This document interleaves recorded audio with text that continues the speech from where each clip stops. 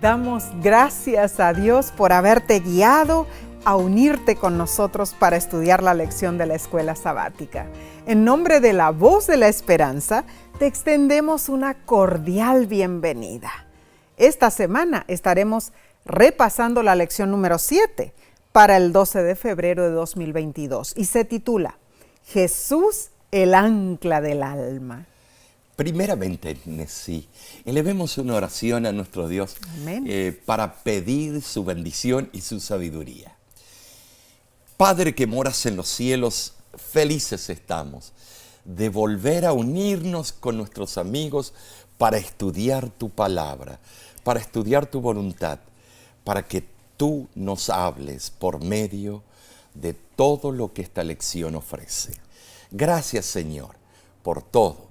En el nombre de Cristo Jesús. Amén. Amén.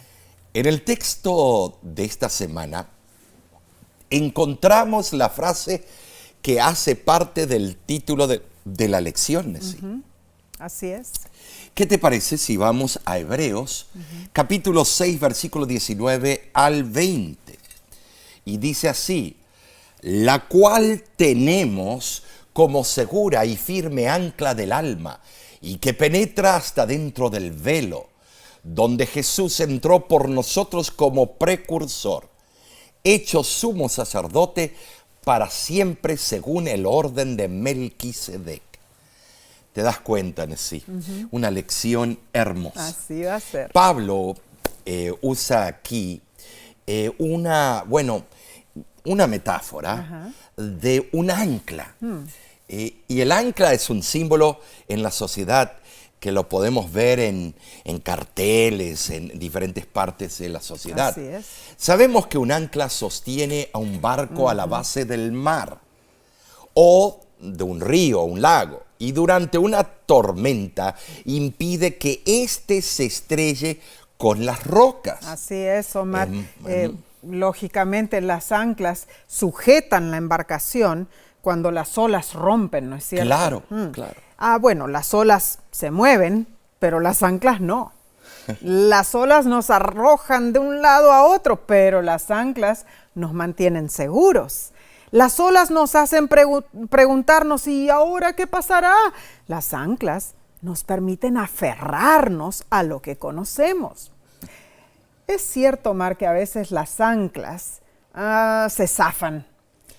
Pero no sucede así con el ancla de la esperanza, mis hermanos. Amén. Leímos en el versículo 19, a donde nos dice que la esperanza de Jesús es el ancla segura y firme de nuestra alma. Esa esperanza, hermanos, no se basa en nosotros, sino en alguien mucho más poderoso que nosotros. Es interesante notar que este es el único lugar de las Sagradas Escrituras donde aparece la metáfora del ancla. Y leímos que esta ancla penetra dentro del velo. Ahora, la palabra velo aparece 6 veces en el Nuevo Testamento. 3 veces se usa para referirse al velo del templo que fue rasgado cuando Cristo murió. Y las 3 veces restantes la palabra velo se halla en Hebreos, capítulo 6, capítulo 9 y capítulo 10. En las referencias al santuario, la palabra en el griego es katapetasma. Es una palabra muy relevante, se usa para describir 3 cosas. Número 1, la cortina que separaba el lugar santo del lugar santísimo. Así es. Número 2, la cortina de la puerta del tabernáculo. Y número 3, la cortina de la entrada del atrio. Entonces, Omar, surge la pregunta, ¿a cuál cortina se refiere el autor de Hebreos? Como aquella dentro de la cual penetra nuestra esperanza. Algunos escritoristas no adventistas enseñan que Cristo inmediatamente después de su ascensión comenzó su obra en el lugar santísimo del santuario celestial. Eso es interesante, ¿no? Claro, porque él fue y fue glorificado por el Padre, y el Padre fue su primera coronación, ¿no? Así es. Eso es, bueno, algunos creen en eso. Sostienen que la palabra griega katapetasma se refiere a la cortina que separaba el lugar santo del Santísimo. Dicen que la frase dentro del velo es una traducción de las palabras griegas teron tou katapetasmato, que algunas veces que aparece en la Biblia siempre describe el lugar santísimo. Sin embargo, no necesariamente puede deducirse que el velo que se menciona en Hebreos es el velo que dividía el lugar santo del Santísimo. Y que por lo tanto, Cristo, inmediatamente después de su ascensión, comenzó su obra mediadora en ese lugar, allí. Siendo que estamos hablando de esto, debemos presentar las tres posibles explicaciones de la expresión dentro del velo. Estamos entrando a cosas muy profundas. Estas tres opciones concuerdan con la posición de la Iglesia Adventista del Séptimo Día acerca del tema del santuario. ¿Cuál es la primera? Bueno, la primera explicación dice que el velo significa la cortina divisoria entre los lugares santo y santísimo. Pero Pablo está hablando de la entrada de Cristo dentro del lugar santísimo del santuario celestial para dedicarlo. O sea, dedicarlo cuando él asumió su ministerio de sumo sacerdote. Esa dedicación está mencionada en Daniel 9:24 y se simboliza con el ungimiento del santuario terrenal después de que hubiera sido edificado. Número 2. La segunda explicación es de notar que en Hebreos capítulo 6, versículo 19, Pablo deja sin definir la palabra velo, pues su propósito es llamar la atención no al velo, sino a lo que está dentro o detrás del velo, a saber, el lugar donde ministra Cristo, nuestro sumo sacerdote. En otras palabras, Pablo está usando la palabra velo, katapetasma. Está difícil la palabrita. Sí, es un trabalengua. Cierto. No en términos de una explicación técnica o detallada de la estructura del santuario celestial, sino como una figura de lenguaje para describir lo que divide lo visible de lo invisible. Buenísimo. Lo terrenal de lo celestial. Claro que sí. En esta explicación dentro del velo significa sencillamente estar en la presencia de Dios. Muy interesante. Claro que sí, Omar. Ahora la tercera explicación es que Pablo describió en forma diferente y específica el velo que separaba el lugar santo del Santísimo. En Hebreos capítulo 9, versículo 3, lo denomina el segundo velo. Por lo tanto, cuando Pablo habla del velo en el capítulo 6, versículo 19, debe referirse sencillamente al velo de la entrada del tabernáculo. Además, como el santuario celestial estaba prefigurado por el santuario terrenal, cuando Cristo ascendió al cielo, entró en el lugar santo, el primer compartimiento, para comenzar la primera fase de su ministerio celestial. Esto lo corroboramos en el conflicto de los siglos. Bien, el enfoque del estudio de esta semana, mis hermanos, está en que Jesús es nuestra esperanza, el ancla del alma. Entonces, Omar, sigamos con la lección del domingo para el 6 de febrero. Se titula Gustar de la buena palabra. Hebreos capítulo 6, versículo 4 al 5 dice: porque es imposible que los que una vez fueron iluminados y gustaron del don celestial y fueron hechos partícipes del Espíritu Santo y asimismo gustaron de la buena palabra de Dios y los poderes del siglo venidero, Estos versículos, Nesí, tratan de la suerte que corren aquellos que se apartan de Dios. Uy, uy, uy. Es tremendo. El tema que se presenta es la posibilidad de restaurar a los que tuvieron una profunda experiencia cristiana, pero luego se han apartado. Ay, qué triste. ¿Podrán ser restituidos a la comunión cristiana y recibir otra vez misericordia?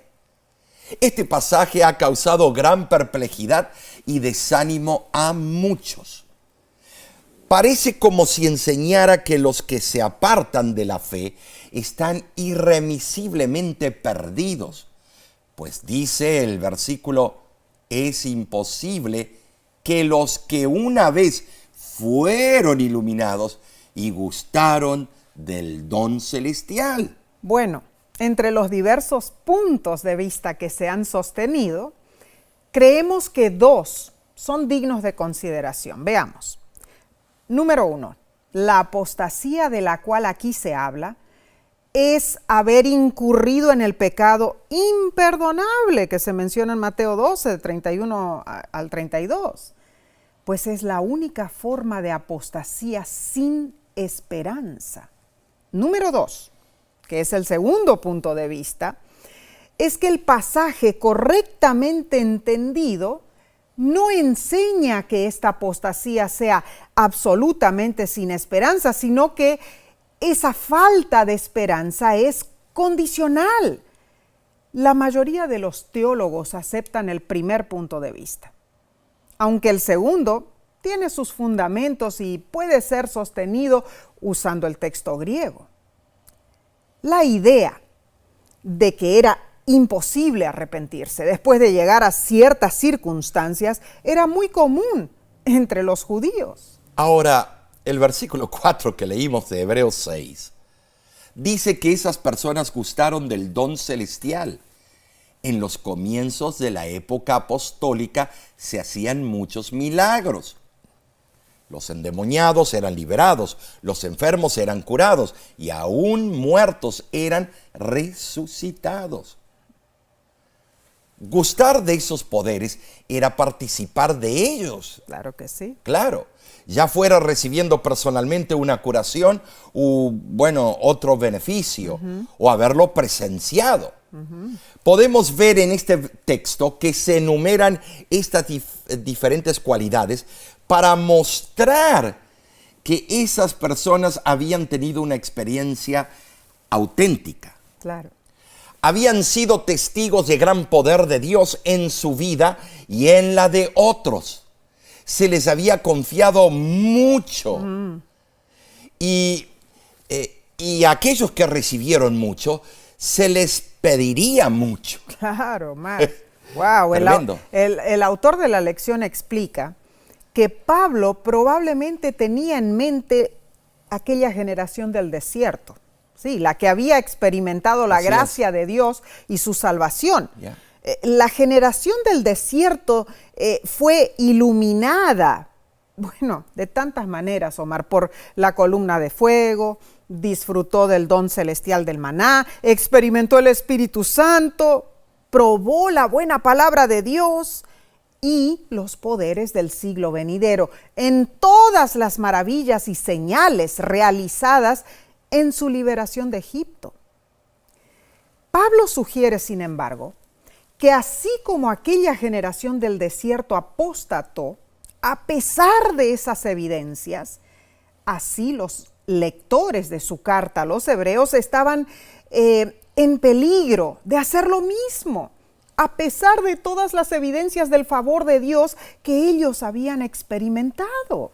Y la lección es enfática con una pregunta. ¿Cuál? Bueno, comienza preguntando, ¿cuál ha sido tu experiencia con las bendiciones mencionadas en estos versículos de Hebreos? ¿Cómo has experimentado la iluminación a la que se refiere el pasaje? Vemos que como creyentes en Cristo, mientras le somos fieles, somos iluminados, experimentamos experimentamos la conversión, somos liberados del pecado y de la ignorancia y gustamos del don celestial a través de la palabra de Dios y de su gracia, con el fin de ser transformados para la vida eterna. Bueno, es que gustar de la buena palabra es mantenernos firmes en ella, es seguir a Cristo de cerca, es contemplarle diariamente. Omar, esto es importantísimo en Muy realidad. profundo. Bien lo dice la pluma inspirada en El Camino a Cristo. Tu esperanza no se cifra en ti mismo, sino en Cristo. Amén. Tu debilidad está unida a su fuerza, tu ignorancia a su sabiduría, Gloria a Dios. tu fragilidad a su eterno poder. Así que no has de mirar a ti mismo ni depender de ti, sino mirar a Cristo. Piensa en su amor, en la belleza y perfección de su carácter. Cristo en su abnegación, Cristo en su humillación, Cristo en su pureza y santidad, Cristo en su incomparable amor. Tal es el tema que debe contemplar el alma, amándole, imitándole, dependiendo enteramente de Él, es como serás transformado a su semejanza. Ay, Omar, esta cita me emociona en realidad. A mí también. Porque, bueno, si estamos estudiando Jesús, el ancla del alma, ¿no es cierto? Ese es el punto principal que tenemos que pensar, es contemplar a Jesús para que Él sea esa ancla en nuestra vida. A la manera que contemplemos a Cristo Jesús, empezamos una relación íntima con nuestro Salvador. Y esa relación nos lleva a anclarnos en la piedra de ángulo, una piedra inmovible. Es importante de que nosotros, los que creemos en Él y los que están investigando sobre Él, que sepas que tú puedes estar en terreno seguro si te entregas a tu Salvador personal. Amén. Pruébalo, no lo rechaces. Claro antes de opinar, prueba el manjar que es Cristo Jesús. Así sea. Y tú puedes con eso darte cuenta que hay solución para tu problema, Amén. para los problemas familiares, los problemas en el trabajo y otros problemas de otra índole. Claro que sí, hoy el Señor está tocando tu puerta. Bueno. Debes entregar tu vida al Maestro. Amén, así sea para cada uno de nuestros hermanos. Seguiremos entonces, Omar, con este estudio profundo de la Biblia después de una corta pausa. Volvemos en unos instantes.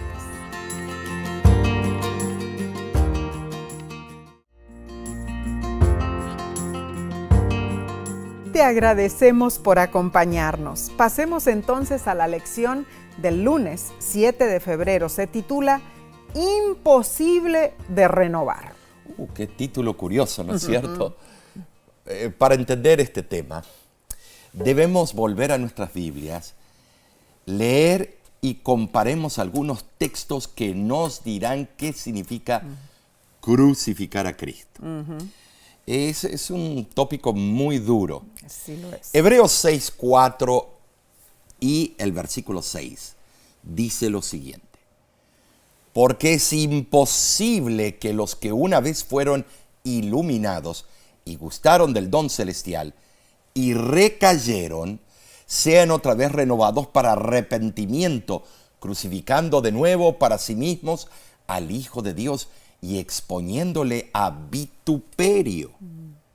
Esto es tremendo. Sí, lo es. Crucificar nuevamente al Hijo de Dios es una expresión figurativa que describe lo que sucede con aquel que niega a Cristo Jesús. Wow. Mateo 16:24 dice lo siguiente: entonces Jesús dijo a sus discípulos: si alguno quiere venir en pos de mí, niéguese a sí mismo y tome su cruz y sígame. Esto es la esencia de la vida cristiana: renunciarnos y someternos a la voluntad de Cristo. Y Romanos capítulo 6, versículo 6 nos dice: sabiendo esto, que nuestro viejo hombre fue sacrificado juntamente con él, para que el cuerpo del pecado sea destruido, a fin de que no sirvamos más al pecado. Este pasaje destaca que la conversión y el nuevo nacimiento significan más que un cambio de profesión de fe y de hábitos de vida. Implican un cambio radical, efectuado por el Espíritu Santo. Solo Dios libera de la condenación y también produce una nueva persona, libre de la esclavitud del pecado. Ahora, Gálatas 2:20 también dice: con Cristo estoy juntamente crucificado y ya no vivo yo, mas vive Cristo en mí. Y lo que ahora vivo en la carne, lo vivo en la fe del Hijo de Dios, el cual me amó y se entregó a sí mismo por mí. Pablo había muerto a ciertas cosas, pero estaba completamente vivo para otras. Su actividad después de su conversión era muy intensa. Es que la vida de un cristiano no es inactiva, hermanos. Jesús habló de esa nueva vida como una vida más abundante. Y el próximo texto se encuentra en Gálatas capítulo 5, versículo 24. Pero los que son de Cristo han crucificado la carne con sus pasiones y deseos. Es decir, han renunciado irrevocablemente a cada tendencia natural que no está en armonía con la voluntad de Dios. Dios acepta esta decisión y continúa con la obra celestial de transformar la vida a la semejanza de Cristo. Amén. Por último, Nesí, vamos a ver Gálatas capítulo 6, versículo 14 en adelante. Ajá. Pero lejos esté de mí gloriarme, sino en la cruz de nuestro Señor Jesucristo, por quien el mundo me es crucificado a mí, y yo al mundo. Pablo podría haberse jactado de su ascendencia judía. Ay, cierto, soy judío. Y de sus capacidades que excedían en mucho a las otras personas. Claro. Pero no lo hizo porque Cristo reinaba en su vida, Nesí. Muy interesante ese punto, Omar. Tomar la cruz y negarnos a nosotros mismos significa, como hemos leído, crucificar al mundo, al viejo hombre. Es. El propósito de la vida cristiana es que suframos una especie de muerte. Solo así podremos recibir la nueva vida que Dios quiere darnos. Muy buen concepto. Ahora, Nesí, la lección menciona que la lucha entre Jesús y el yo es una lucha a muerte. Y eso lo sabemos. Terrible. Tú y yo y ustedes también. Peleando contra el yo, el ego. Es una batalla difícil. Sí lo es. El pasaje de Hebreos capítulo 6, versículo 4 al 6, no se refiere a una persona que a veces fracasa en la batalla contra el mal.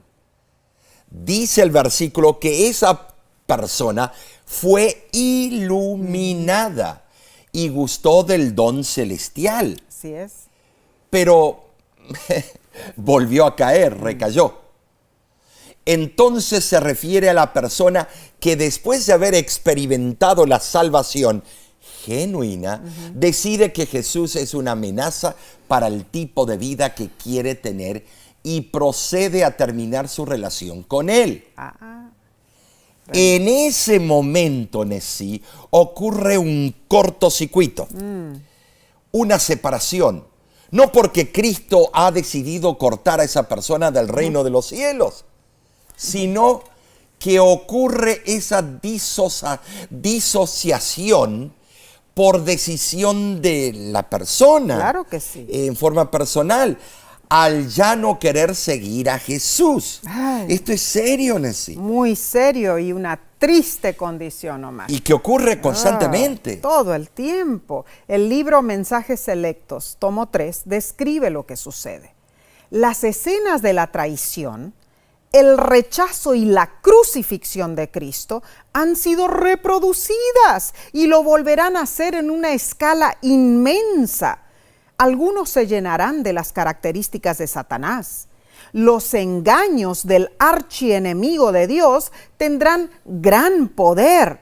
Los que hayan dado sus afectos a cualquier líder que no sea Cristo, se hallarán dominados por una infatuación tan fascinadora que bajo su poder las almas se apartan para no escuchar la verdad y creer una mentira. Quedan entrampados y cautivos. ¡Oh! Que Dios nos ayude, Omar, a no tomar esa posición equívoca de perdición. Palabras punzantes, palabras fuertes. Tremendo, tremendo.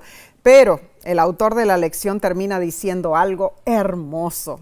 Hermoso, Omar. En el último párrafo del estudio de este día, él dice lo siguiente: mientras la persona no elija alejarse completamente de Cristo, todavía existe la esperanza de la salvación. Gloria a Dios. Amén. Por eso hay esperanza para los que buscan a Dios. Pasemos entonces a la parte del martes 8 de febrero. Se titula No queda más sacrificio por los pecados. Bueno, esto es tremendo. La lección nos dice que la advertencia de Hebreos 6, del 4 al 6, es similar a la de Hebreos capítulo 10, versículo 26 al 29. Sí. ¿Sabes? Pablo explica que el rechazo del sacrificio de Jesús dejará a los lectores sin ningún medio para el perdón de los pecados. Ahora, Nessie, ¿qué te parece si leemos Hebreos capítulo 10, versículos del 26 al 29? Okay. Y veamos de qué tres maneras describe el autor el pecado para el cual no hay perdón. Porque si pecaremos voluntariamente después de haber recibido el conocimiento de la verdad, ya no queda más sacrificio por los pecados, sino una horrenda expectación de juicio y de hervor de fuego que ha de devorar a los adversarios. El que viola la ley de Moisés por el testimonio de 2 o 3 testigos muere irremisiblemente. ¿Cuánto mayor castigo pensáis que merecerá el que pisotea al Hijo de Dios y tuviere por inmunda la sangre del pacto en la que fue santificado e hiciere afrente al Espíritu de gracia? La flexión del verbo en el griego que se usa aquí indica continuar pecando voluntariamente.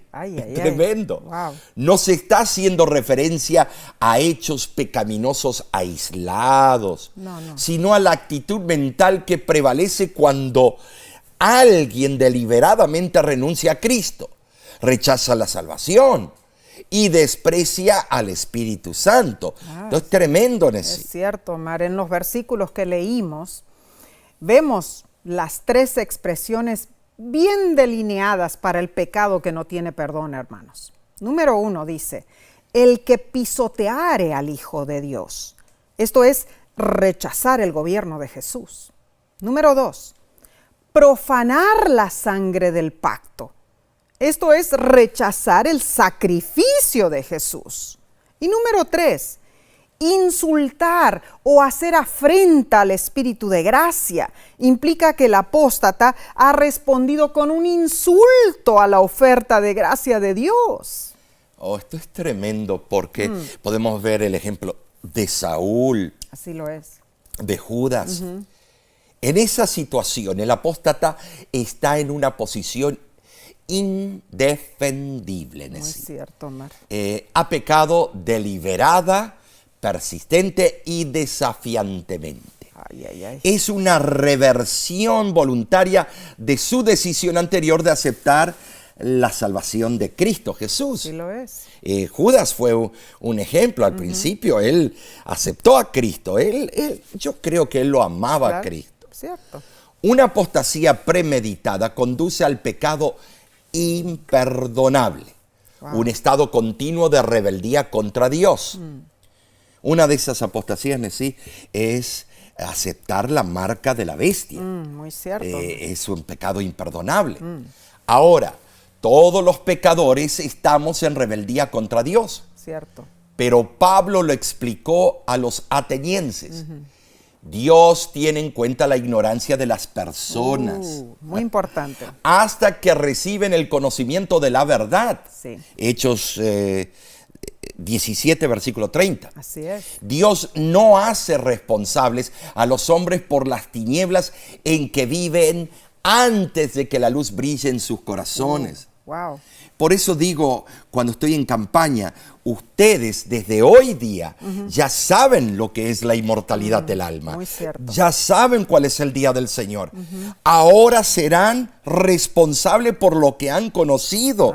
Entrégate al Maestro. Wow. Dios ama a los pecadores y desea salvarlos, pero cuando llega la luz y los hombres prefieren las tinieblas, se condenan a sí mismos delante de Dios y no queda más sacrificio por sus pecados. Muy cierto. Las personas así definidas están plenamente conscientes de los resultados de esa elección que han hecho en sí. Qué triste, Omar. En el Antiguo Testamento, la muerte era el castigo más severo bajo la ley de Moisés, pues les quitaba la vida. Pero, aquí dice en el versículo, el hervor de fuego que ha de devorar a los adversarios del Señor en el último día, privará a los desobedientes de la vida eterna. Recordemos esto, hermanos. Habrá una resurrección luego de la primera muerte, pero no habrá resurrección después de la segunda. Entonces la segunda muerte será mayor castigo, como dice el versículo. El que rechaza deliberadamente el amor de Dios no aprecia el valor supremo del don divino. El rechazo persistente a las insinuaciones del Espíritu Santo refleja un desprecio constante a la gracia de Cristo. No podemos seguir pecando deliberadamente y pensar que no experimentaremos las consecuencias, hermanos. Esto me hace recordar, a Carlos. Lo conocí en Nueva York y le hice repetidos llamados a este joven para que se entregara a Jesús. Tuve semanas de oración para los jóvenes, tuve campañas. Yo, un ministro joven en ese entonces, y él ya había sido bautizado en el pasado, pero estaba enfriándose demasiado. Estaba jugando con la vida eterna. Resulta que se fue de la casa, a sus 17 años, se fue y decidió él llevar su propia vida. Se juntó con una chica que no era la novia que él debiera haber buscado, porque era la novia de un jefe de una pandilla. Bueno, termino diciendo, el padre mandó detectives, mandó a todo el mundo a buscarlo, y lo encontraron muerto sobre una camada de nieve en el mes de febrero en Nueva York. Había sido apuñalado 5 veces y un tiro a la cabeza. Él tuvo todas las oportunidades. Lo mismo te digo a ti. Sabes, Nesí, este joven tuvo todas las oportunidades y siempre me rechazaba, se reía y decía, yo sé lo que hago.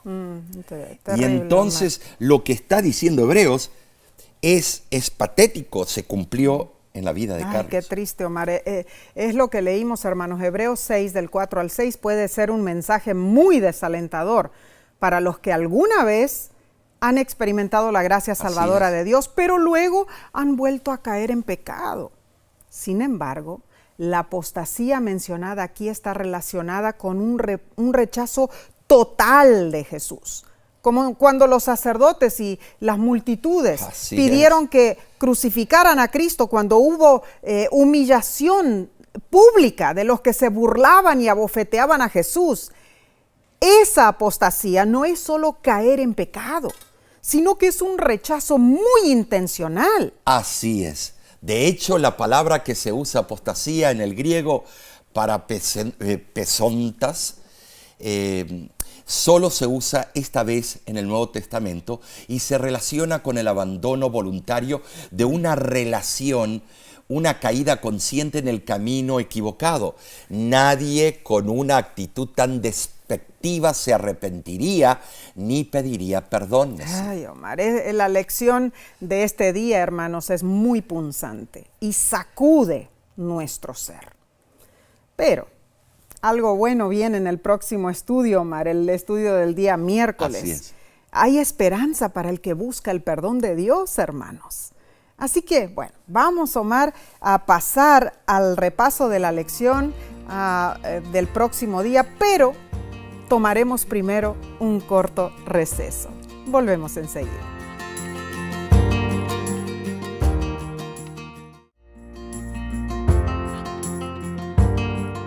Gracias por estudiar la lección de la Escuela Sabática con la Voz de la Esperanza. Hemos visto puntos muy, pero muy duros, Omar, en este libro de los Hebreos. Pero ahora llegamos a una parte más positiva. Pasemos entonces al día miércoles 9 de febrero titulado Cosas Mejores. Para hablar sobre esas cosas mejores tenemos que irnos a la fuente, a Hebreos capítulo 6, versículo 9 al 12. Y comienza diciendo: pero en cuanto a vosotros, oh amados, estamos persuadidos de cosas mejores y que pertenecen a la salvación, aunque hablamos así, porque Dios no es injusto para olvidar vuestra obra y el trabajo de amor que habéis mostrado hacia su nombre, habiendo servido a los santos y sirviéndoles aún. Pero deseamos que cada uno de vosotros muestre la misma solicitud hasta el fin, para plena certeza de la esperanza, a fin de que no os hagáis perezosos, sino imitadores de aquellos que por la fe y la paciencia heredan las promesas. El apóstol Pablo pronunció palabras de advertencia y admonición para sus lectores en los primeros versículos de Hebreos capítulo 6. Cierto. Ahora los consuela. Explica que él sabe que ellos no tienen la intención de rechazar la invitación de Dios. Así es. Pero deben ser amonestados, pues están en peligro de ir a la deriva, de no prestar atención a lo que han oído. Corren el peligro de repetir el error del antiguo Israel. Muy cierto, Omar. No han progresado ni crecido satisfactoriamente, sino que aún son niños cuando ya debieran ser adultos. En resumen, les está diciendo que están en peligro de perder la vida eterna. Sin embargo, suaviza esto un poco diciéndoles que está persuadido de cosas mejores. Esto es muy interesante, pues Pablo menciona los aspectos positivos de los creyentes. ¿Cómo cuáles? Número 1, su obra de amor hacia Dios. Y número 2, su servicio hacia los santos. Y el apóstol recurre a la justicia y equidad divinas. Dios no olvida ningún acto de bondad, por pequeñito que sea. Todo se registra y todo se tomará en cuenta en el día del juicio. No se olvida ni siquiera del que ofrece un vaso de agua fría, como dice Mateo 10:42, ni tampoco toda lágrima de dolor o simpatía, como se registra en Salmo 56:8. Ahora, Pablo es muy claro en explicar que no importa cuán bueno sea el comienzo, será sin valor, a menos que se continúe hasta el fin. La promesa de Dios es que el que comenzó en vosotros la buena obra, la perfeccionará, dice Filipenses 1:6. Son muchos los que comienzan, pero no terminan. Esto es muy relevante, muy cierto. El seguir a Cristo es para muchos algo circunstancial, que puede cultivarse perezosamente. No ocupa el primer lugar en las actividades, personales, sino está cerca del fin de la lista. Todo lo que queremos para nosotros debe hacerse primero y Dios puede tener lo que queda, las sobras. Wow. Esta conducta debe ser invertida. Y Hebreos 6, capítulo 6, versículo 12, advierte contra volvernos perezosos o lentos. Cierto. Eso caracteriza a aquellos que no maduran y están en peligro de, alejarse. Ay, ay, ay. La esperanza no se mantiene viva mediante ejercicios intelectuales de la fe, aunque muchos pensamos que así es, sino mediante la fe expresada en los actos de amor, de caridad. Sea, una religión práctica. Práctica. Además, la lección trae a relucir el consejo de Pablo de imitar a los que mediante la fe y la paciencia heredan las promesas. Muy cierto. Tremendo. Hebreos capítulo 6, versículo del 13 al 15, presenta a Abraham como un ejemplo de alguien que por medio de la fe y la paciencia heredó las promesas que Dios había hecho. A pesar de todos sus errores. A pesar de todas las mentiras y todas las intrigas que él fue parte. Y en Apocalipsis capítulo 14, versículo 12, la fe, la paciencia y la observancia de los mandamientos son características de los santos de los últimos días. Esto es relevante en sí. Claro. El libro de Hebreos y el libro de Apocalipsis se complementan. Así es, Omar. Fe, paciencia, guardar los mandamientos de Dios, ser fiel hasta el fin y crecer. No en fiel Cristo. de acuerdo a las circunstancias, en todo tiempo. Claro que sí. Y crecer en Cristo, Omar. Claro. No mantenernos como niñitos cuando recién entramos a la iglesia y empezamos con esos estudios sencillos de la Biblia. No, sino que ir profundizando. Y creciendo. Creciendo en nuestro estudio, ¿no es cierto? Para compenetrarnos más en aquello que Cristo hizo por nosotros, para compenetrarnos y entender el plan de salvación que Dios tiene para nosotros. Y termina el estudio de este día diciendo: a veces tenemos que dar palabras de advertencia a nuestros seres queridos. Y nos pregunta, ¿qué podemos aprender del apóstol con respecto a advertir y animar a los demás? Ay, Omar, a veces usamos palabras demasiado fuertes hacia nuestros seres queridos. No. Hacia nuestros amigos. Si nos entra el zapato, lo ponemos. Bueno, leo del libro Palabras de Vida del Gran Maestro, donde dice así: cada momento está cargado de consecuencias eternas. Hemos de ser soldados de emergencia, listos para entrar en acción. La oportunidad que se nos ofrece hoy de hablar a algún alma necesitada de la palabra de vida puede no volver jamás. Puede ser que Dios diga a esta persona: esta noche vuelven a pedir tu alma, y a causa de nuestra negligencia no se halle lista. En el gran día del juicio, ¿cómo rendiremos cuenta de ello a Dios?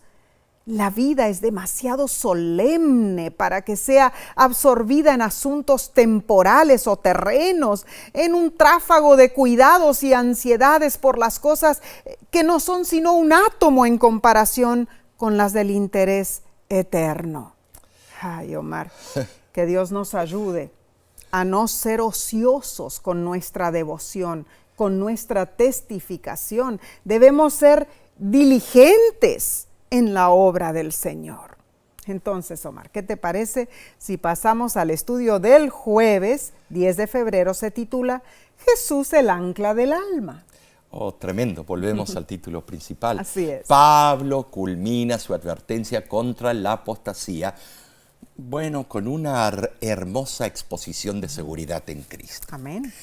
Y tenemos que volver al libro de Hebreos, capítulo 6, versículos 17 al 18, donde explica cómo Dios nos garantiza esas promesas que nos ha hecho. Amén. Por lo cual, queriendo Dios mostrar más abundantemente a los herederos de la promesa la inmutabilidad de su consejo, interpuso juramento para que por dos cosas inmutables, en las cuales es imposible que Dios mienta, tengamos un fortísimo consuelo los que hemos acudido para asirnos de la esperanza puesta delante de nosotros. ¿Saben así? Existen dos cosas inmutables. La promesa de Dios y su juramento. Amén. La promesa de Dios y su juramento. Cierto. La palabra de Dios es intrínsecamente inalterable. Es cierto, Omar.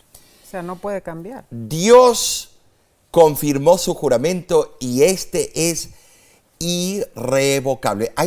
Las nuevas generaciones quieren revocar los juramentos de Dios porque son anticuados, son de la otra era, no se aplican hoy en día y quieren siempre buscar una razón para revocarlos o amoldarlos a la conveniencia. Y yo creo que amoldarlos, más bien cambiarlos un poquito para que esté más de acuerdo con nuestro modo de pensar. no podemos ¿no es hacer eso. Ah. Dios Ahora, es el mismo ayer, hoy y por los siglos. incambiable. Y con seguridad, hermanos, Dios cumple su palabra. Así es. La esperanza de la salvación está disponible y todos podemos aferrarnos a ella. Y además de su palabra, de ser justa y de cumplirla, el juramento de Dios nos garantiza sus promesas mediante el acto de sentar a Jesús a su diestra. O sea, la presencia misma de Jesús ante el Padre Celestial es el ancla del alma que se sujeta al trono de Dios. El honor del gobierno de Dios está fijo. ¿Fijo a qué? Al cumplimiento de las promesas divinas. Ahora, Omar, vamos a tocar un poquito este tema controversial. Es un fenómeno bastante común en la Iglesia Adventista del Séptimo Día, que los jovencitos se bauticen a una temprana edad, ¿no? Su experiencia con Cristo es inicialmente auténtica, sincera, pero a veces, cuando son mayores y empiezan a asistir a la universidad, etcétera, su fe como que se debilita. Algunos abandonan la iglesia y deambulan por la vida hasta que en algún momento, ante una crisis, regresan a la iglesia. La pregunta es, ¿cómo debemos actuar con un ex miembro que vuelve a la iglesia? Bueno, primero te quiero decir, no podemos prohibirle a un jovencito el bautismo porque después jamás lo quieren hacer. De ninguna manera.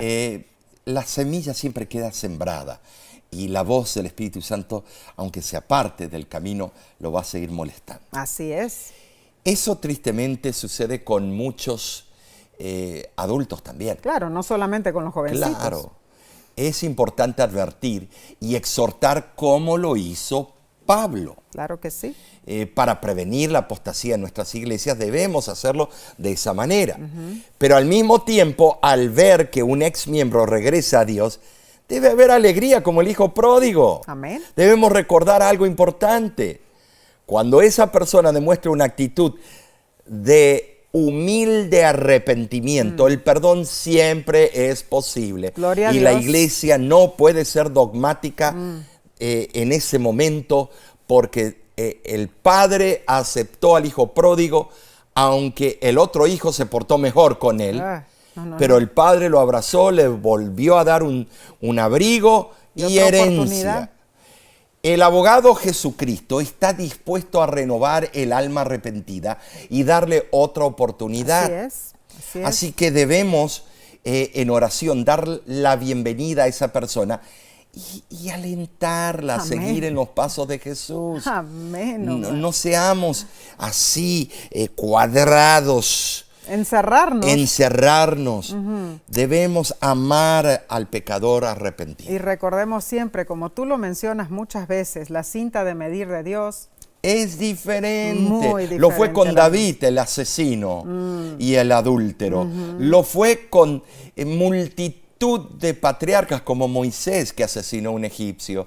Estimados, Elías era un hombre de pasiones como las nuestras. Así es, Omar. Entonces, hermanos, como dijo Pablo, debemos exhortar, pero también alentar. La esencia del estudio de esta semana es, ¿para qué sirve un ancla? Para evitar que estemos a la deriva y evadir la destrucción. Nuestra esperanza en Jesús es para impedir que nos desviemos de la verdad de Dios, para evitar que naufraguemos en los arrecifes de la incredulidad, de la desesperación. Esta esperanza es verdaderamente sólida, hermanos. Es la esperanza que está anclada a la roca que no se mueve, a la roca que es Cristo Jesús. Amén. Esta esperanza, hermanos, se basa en la naturaleza inmutable de nuestro Padre Celestial. Gloria a Dios. El comentario bíblico de Albert Barnes comenta sobre el ancla de Hebreos 6:19 en forma precisa. La esperanza logra para el alma lo mismo que un ancla hace para un barco. Lo hace rápido y seguro. Un ancla preserva un barco cuando las olas golpean y sopla el viento. El barco estará a salvo y el marino no correrá ningún peligro. Así con el alma del cristiano. En las tempestades y pruebas de la vida, su mente está en calma mientras su esperanza en el cielo sea firme. Entonces estamos completamente agradecidos a Dios por esta gran bendición. Vamos a intentar terminar, concluir con estas citas del Espíritu de Profecía. Consejos para Maestros dice lo siguiente: Cristo es el centro de toda verdadera doctrina. Toda religión verdadera se halla en su palabra. Él es aquel en quien se encuentran nuestras esperanzas de vida eterna. Y el que aprende de él, halla ancla segura. Y el libro Dios nos cuida menciona: oh, cuán precioso es Jesús para el alma que confía en él. Pero muchos caminan en tinieblas porque entierran su fe en las sombras de Satanás. Nunca, ni por un instante, debemos permitir que Satanás piense que su poder para afligir y mortificar es mayor que el poder de Cristo para sostener y fortalecer. Fiel es el que prometió. Nunca abandonará al alma que se entrega plenamente a él. Fuimos bendecidos con el estudio de esta lección, de verdad que sí. Amén, gloria a Dios. Jesús es el ancla de nuestra alma. Amén. Y es nuestro fiel Salvador, nuestro sumo sacerdote. Así es. En los días oscuros, cuando todo parezca lúgubre, no debemos temer. No. Dios está obrando su divina voluntad, haciendo bien todas las cosas y cumpliendo sus promesas. Alabado sea Dios. Entonces, hermanos, prosigamos con fe en nuestro caminar con Cristo. Amén. Así contemplamos el repaso de esta semana. Nosotros así lo hemos visto. Pero volvemos a extenderte una invitación muy especial. ¿Cuál es, Nesí? Bueno, en la próxima semana, Omar, vamos a seguir estudiando el libro de Hebreos. Pero como que vamos a dar un repaso, ¿no es cierto?, un poquitito, explicando, el título es Jesús, el mediador del nuevo pacto. O sea que vamos a estar repasando lo que es el antiguo pacto, el nuevo pacto, pero en una forma diferente, claro. ¿No es cierto? Hermanos, recuerden compartir estos repasos de la lección de la escuela sabática con sus seres queridos, con sus familiares, sus amigos, para que ellos también sean bendecidos, ¿no es cierto, Omar? ¿Sabes, Nesí? Estamos tan contentos con todos los que se unen en el estudio de la lección. Ustedes de verdad son parte de la familia de la Voz de la Esperanza. Gracias. Hemos recibido cartas preciosas con milagros, agradecimientos. Testimonios y preciosos. También algunas cartas que quiero referirme y algunas llamadas. las personas lo hacen con sinceridad, pidiendo que tú y yo vayamos a visitarlos a sus casas. Pero, estimados, nuestras oficinas están lejos a veces de tu casa por miles de millas o kilómetros. No podemos. Algunas cartas, algunas personas se han molestado porque no podemos ir a visitarlos. No. Creen que estamos a la vuelta de la esquina. Pero nosotros estamos dispuestos a pasar tu nombre a un pastor para que te visite. Amén. Y es nuestra sincera oración de que tú puedas alcanzar la paz en tu corazón. Gloria y a Dios. seguiremos orando por tu necesidad. Amén. Que Dios te bendiga y te guarde.